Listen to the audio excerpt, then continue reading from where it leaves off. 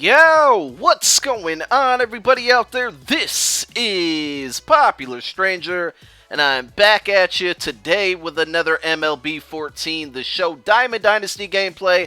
I finally got some online head-to-head gameplay for you guys that enjoy that. And this is after the most recent patch, which I did notice it plays a little more smoothly. The glitches where runs don't count and random outs are being called, I didn't really notice any of that since the patch, so that's a good thing. It's still a little laggy when you're hitting the ball, and the contact from the ball and the bat don't always match up perfectly, but that's alright. It's definitely still playable. And this is a pretty high-scoring game, so you guys are going to get a lot of runs, but it's Wednesday. You guys know how I do when I drop these videos on Wednesday. It's time to talk about what's going on in Major League Baseball.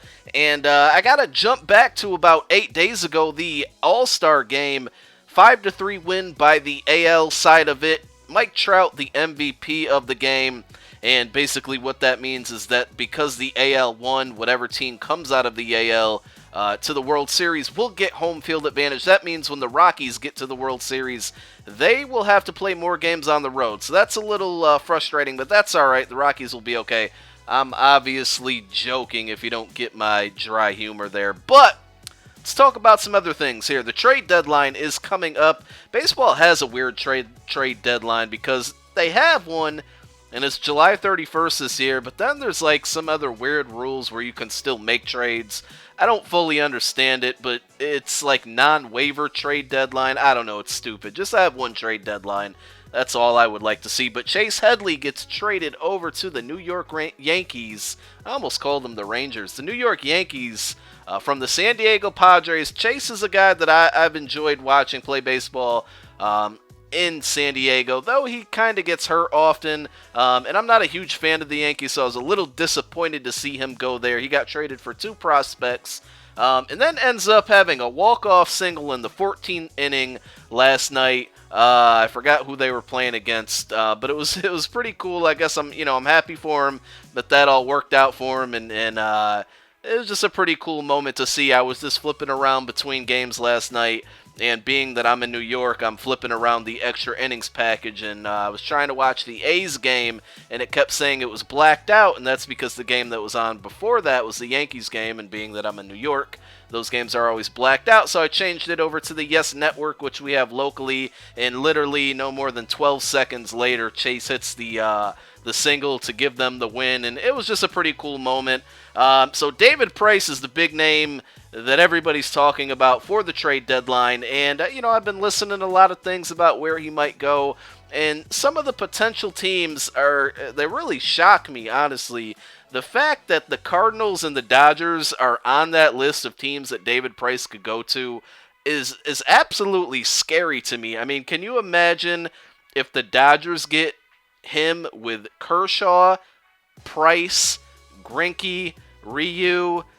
I mean, that's a cheat code. That's not fair, man. That's not fair at all. So they are one, and then pairing up David Price and Adam Wainwright, I mean, that's pretty scary as well. They just got Joe Kelly back from injury. I don't believe Waka is going to be back this season, or he's going to be out for a while. So they're definitely looking for another pitcher. And then 2 kind of other teams that are in the mix are Seattle, which I think that would be a really nice fit for him. I wouldn't mind seeing him go to the Mariners, pairing him up with King Felix and Kuma and the kid, the Walker kid, the young guy. That could be a pretty deadly pitching staff. I still think Seattle needs to go out and get some right-handed bats, so they have way too many lefties in their lineup. They need to go get a nice right-handed bat that can produce some runs for them. But if they can get David Price, Jesus, that would be pretty good for them as well. It does suck that they're in the AL West, and I'll talk about that division in a few moments here. Get out! Look at that home run there. I believe that was Chris Davis, the first one that I hit with him. We're going to score 9 runs there off of that one. Or no, I'm sorry, 7 runs there after that home run. And then the Blue Jays are the last team that I've kind of been hearing about them being in the mix.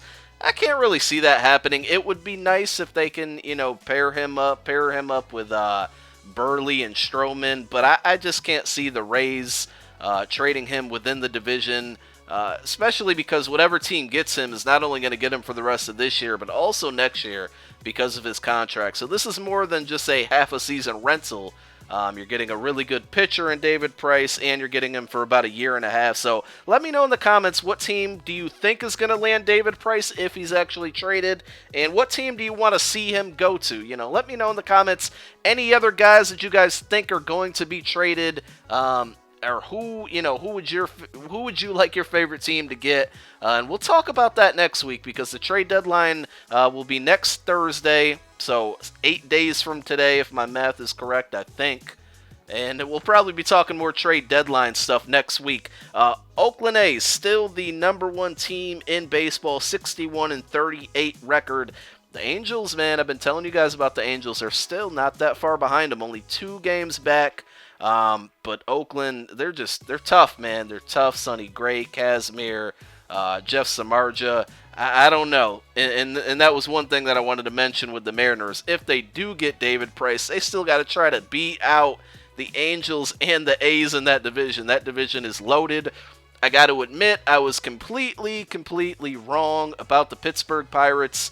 The NL Central is shaping up the way I kind of expected it to be, with a 4-team race. I thought it would be a 3-team race. Earlier in the season, I thought the Pirates are not going to have the magic that they had last year, but they are playing very good baseball right now, and I believe the Brewers are 1 game up on the Cardinals, and then the Pirates and Reds are like 2 or 3 games back. So that division's been exciting to watch the past couple of years, and it's looking like it's going to be once more for the last half of the season. So let me know your predictions, guys, in the comment section as well. Who do you think's going to win each division? Which division is the most fun for you guys to watch? I think the AL East is going to come out to a pretty good finish as well. Watch out for the Red Sox. The Orioles playing very good.